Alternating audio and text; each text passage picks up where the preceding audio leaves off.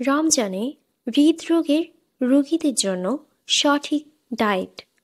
রমজান মাসে হৃদরোগের রোগীরা রোজা রাখার সময় কিছুটা সতর্কতা প্রয়োজন।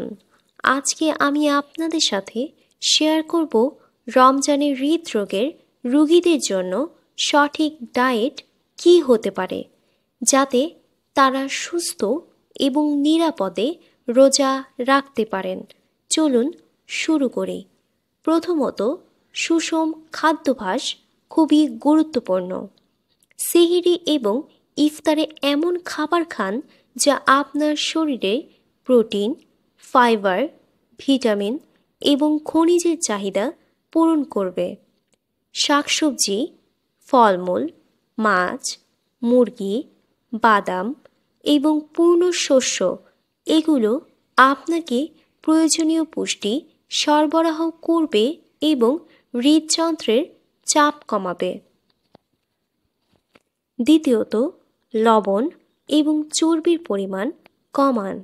অতিরিক্ত লবণ রক্তচাপ বাড়িয়ে দেয়, যা হৃদরোগের জন্য বিপজ্জনক হতে পারে। তাই খাবারের লবণের পরিমাণ নিয়ন্ত্রণে রাখুন। স্যাচুরেটেড ফ্যাট যেমন গরুর মাংস, ঘি পরিহার করুন। এর পরিবর্তে স্বাস্থ্যকর চর্বি যেমন অলিভ অয়েল বা অ্যাভোক্যাডো ব্যবহার করুন। তৃতীয়ত, প্রচুর পানি পান করুন। রমজানে শরীরের ডিহাইড্রেশন রক্তচাপ ও হার্টের সমস্যা বাড়াতে পারে।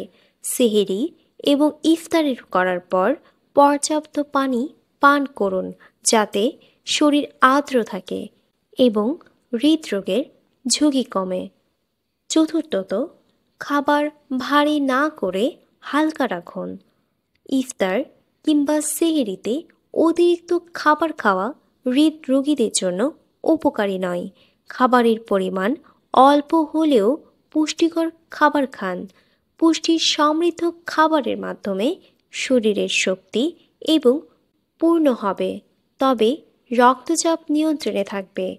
পঞ্চম, সুষম স্ন্যাক্স খান। ইফতারের পর মিষ্টি খাবারের পরিবর্তে প্রাকৃতিক ফল, বাদাম বা দই খান। এগুলো শরীরের প্রয়োজনীয় শক্তি দেবে এবং হৃদরোগের ঝুঁকি কমাবে। তাহলে রমজানে হৃদরোগের রোগীদের জন্য এই ছিল কিছু সহজ ও সঠিক ডায়েট টিপস। সুষম খাবার, লবণ ও চর্বি কমানো, প্রচুর পানি পান করা এবং হালকা খাবার, এগুলো রোজার সময় আপনার হৃদযন্ত্রকে সুস্থ রাখবে। আল্লাহ আমাদের সকলকে সুস্থ রাখুক। আমাদের এই ভিডিওটি যদি আপনার ভালো লেগে থাকে, তাহলে আমাদের চ্যানেলটিতে সাবস্ক্রাইব করে পাশে থাকা বেল আইকন বাটনে ক্লিক করে সাথেই থাকুন।